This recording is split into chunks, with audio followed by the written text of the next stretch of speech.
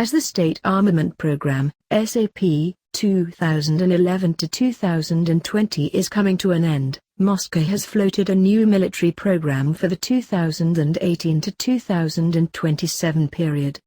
Despite the sanctions, economic difficulties and the collapse of oil revenues, the Russian Navy has demonstrated that it can contribute to Russia's international posture, as demonstrated during the Moscow's Syrian campaign.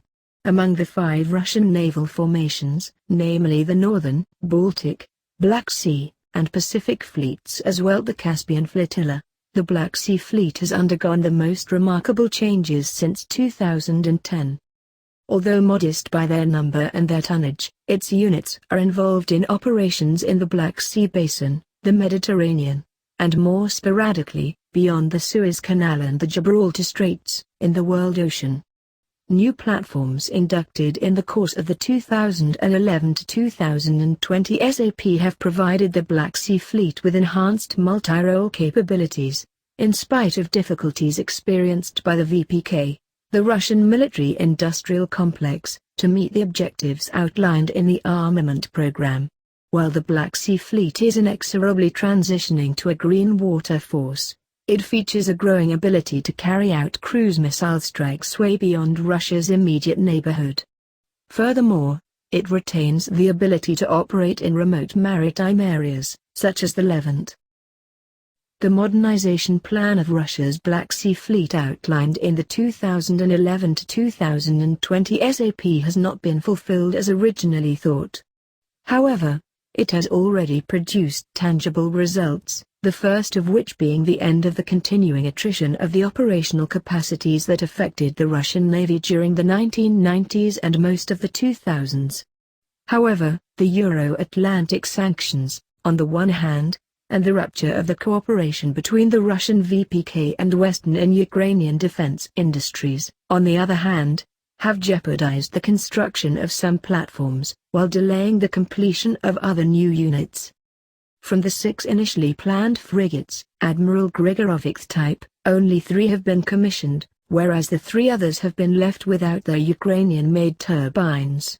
Russia is waiting for Saturn, a Russian company based in Rybinsk, to come up with a national replacement solution, something that could be done in 2018.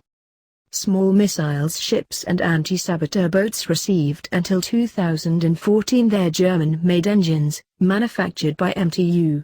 Russian VPK have had to turn to China after the Ukrainian crisis to find a replacement solution after Germany ceased its cooperation with Russia.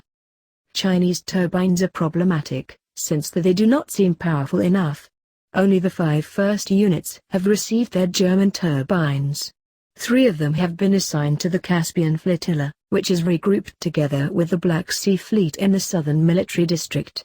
The 2 other missiles ships have been transferred to the Baltic Fleet. Russia's objectives to enhance its submarine capabilities in the Black Sea have been met successfully. The 6 planned conventional submarines have all been inducted in the fleet.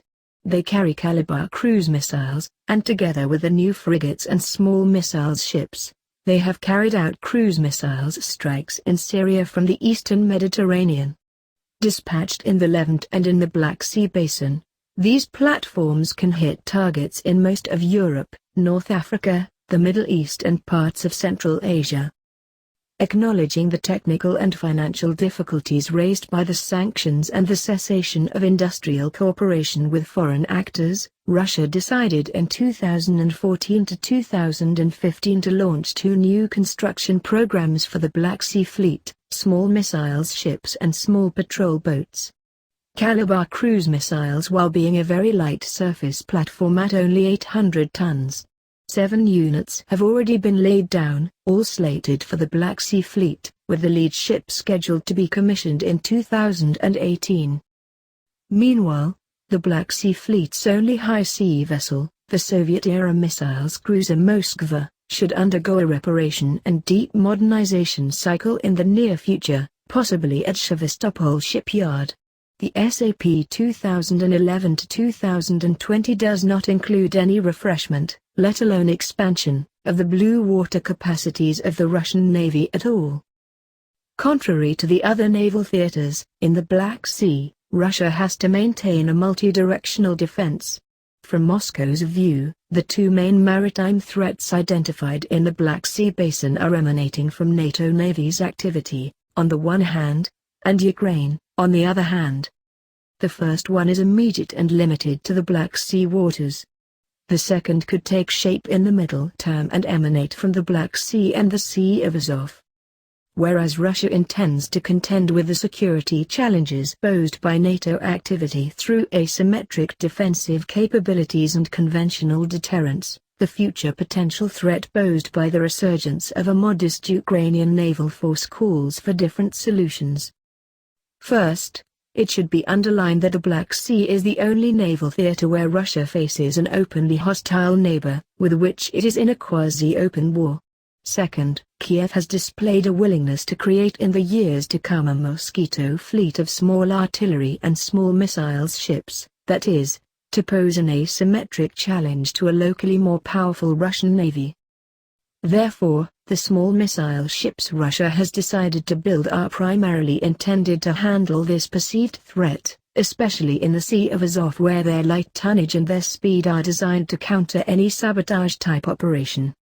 Moscow is especially concerned that the Kerch Bridge, which is being built across the Kerch Strait between mainland Russia and Crimea, could be the target of saboteurs or of provocative actions.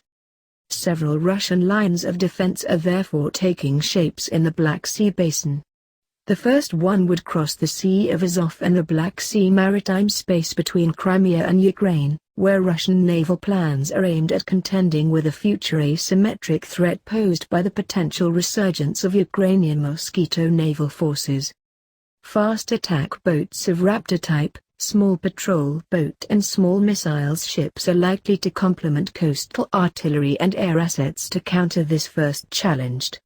It should be underlined that, in the Black Sea Fleet, just like in the Baltic and Northern Fleet, the coastal troops have been regrouped in an army corps, providing them with an enhanced autonomy and a greater agility. The second line of defense spans across the Black Sea and the Sea of Azov and is designed to face NATO. Russia claims a naval supremacy in the Black Sea basin and seeks to be able to lock the area through various asymmetric capacities designed at deterring NATO navies. The aforementioned platform, Admiral Grigorovich frigates, Kilo-class subs and the missile ships are assigned to fulfill this mission. Both lines of defense could also be complemented with platforms dispatched on Russian rivers, Volga or Don, and in the Caspian Sea. The third line of defense is in the eastern Mediterranean, where a Russian naval task force has been permanently cruising since the beginning of the 2010s. The Black Sea Fleet provides the bulk of the units that are assigned to the East Mediterranean on a rotational basis. Since its military intervention in Syria, Russia has secured naval and air assets on Syrian shores. Having dispatched anti-air complexes, S-300 and S-400, and anti-ships capabilities, Bastion battery, its task force can sail in a relatively safe environment. Frigates, submarines and the Moskva cruiser have formed the backbone of the task force since 2015. Constrained by the terms of the Montreux Convention, 1936, on the Turkish Straits, Moscow cannot have its conventional subs going back and forth from the Black Sea for combat duty. Therefore, it should be expected to see at least one or two of new Kilo-type submarines based in Tartus, Syria. This would require Russia to upgrade its naval infrastructures in Tartus to properly accommodate the submarines. This third line of defense is nothing but the demonstration of Russia's ability to project literal warfare in a remote maritime area. However, whether Moscow would need and would be able to recreate such a favorable environment in another part of the world remains to be seen. Moscow aims to exert naval supremacy in the Black Sea by fielding a range of advanced nuclear, conventional and asymmetric capabilities to balance its perception of a strategic military inferiority vis-à-vis NATO. At the core of the three-layered multi-directional defense line lies the Kalibr cruise missile, which allows Russia to exert a conventional deterrence. Due to the difficulty in fielding new frigates and heavy corvettes, Moscow has embarked on a construction program of light tonnage vessels which are nevertheless heavily armed. The Russian Minister of Defense is set to place orders for this type of light vessels in the next armament program, 2018 to 2027. One can expect new missiles ships will be inducted in the Black Sea Fleet. So far, Russia has not displayed any intention of renewing the Black Sea Fleet's amphibious component, even though it has relied upon it to support the Syrian regime since the beginning of the 2010s. These old Soviet-era amphibious platforms are nevertheless relatively inexpensive to maintain and easy to repair. The progressive littoralization and the calibrization of the Black Sea Fleet reflects, at a smaller scale, the overall limits of the Russian surface navy. There are no plans to update high-sea capabilities, and the 2018 to 2027 armament program is instead exploring the possibility of building Super Gorshkov frigates and heavy missiles corvettes. Considering that Russia's core interests lie in the former Soviet space, there is no need to build a costly new blue water navy. Moscow could not afford such a fleet, and Russian shipyards would not be up to the task. In the Black Sea, Russia will aim to retain a comparative advantage against potentially hostile navies by accounting for the terms of the Montreux Convention, fortifying Crimea and building its fleet around Calabar,